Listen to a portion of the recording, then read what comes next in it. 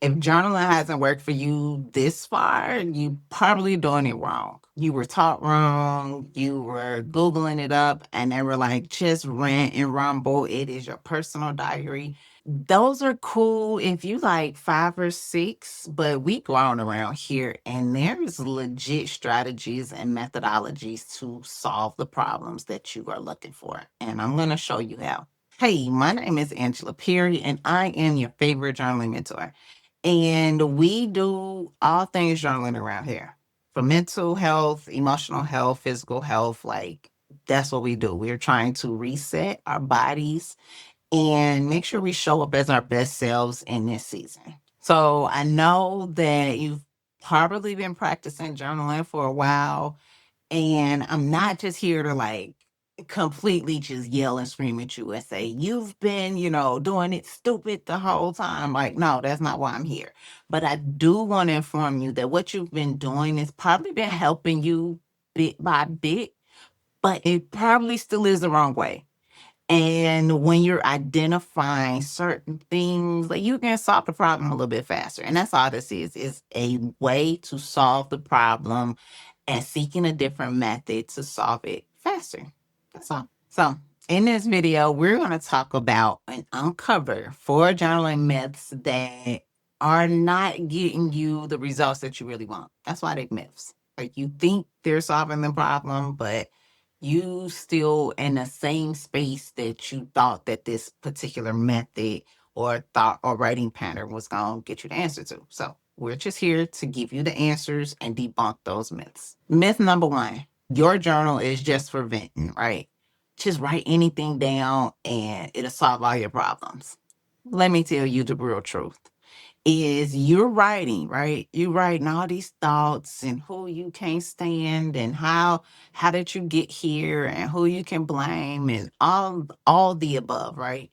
And that's all you're doing. You might be temporarily relieved because there is a physical act of writing that actually literally releases the stress from your body.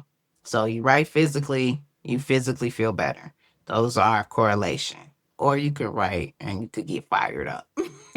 That's another correlation, but we're not talking about that right now. But in that is you've written, and now what? You didn't have a prompt that actually guided you on how to properly get those thoughts out. Like there is a way, i.e., grabbing a legit prompt to solve the problem. You might feel heavy, you might feel stressed, but why do you feel heavy and stressed? You just wrote out your whole entire day, right? And you feel temporarily better, but what happens is tomorrow the same problems are there. You didn't come up with a solution to it. Your journal is not your vent session. It is meant for you to write your thoughts, escape from the things that you're bothered with right now.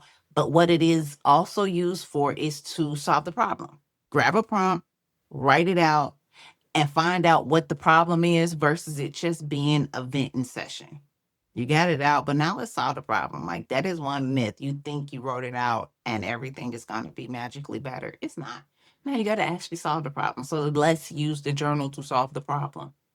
That's why we ask for prompts. Myth number 2, you got to write all day. You don't. That is a lie. You do not have to write 20 minutes, 30 minutes, an hour, 3 hours to solve the problem. We still trying to solve a problem, right? Whether it's getting sleep, whether it's apologizing to somebody, whether it's figuring out how much money we want to make next month, whatever it is, those are problems that we're trying to solve. And it does not take all day.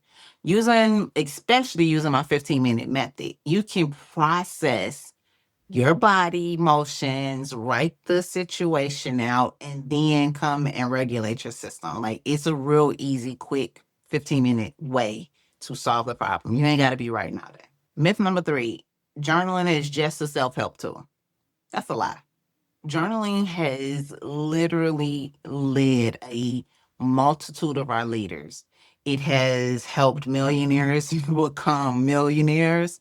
It has helped individuals, doctors, and lawyers process through their job processes. It is not just about an emotional self help tool, right? It actually is something that you can use and think through your work life, your school life, your family life.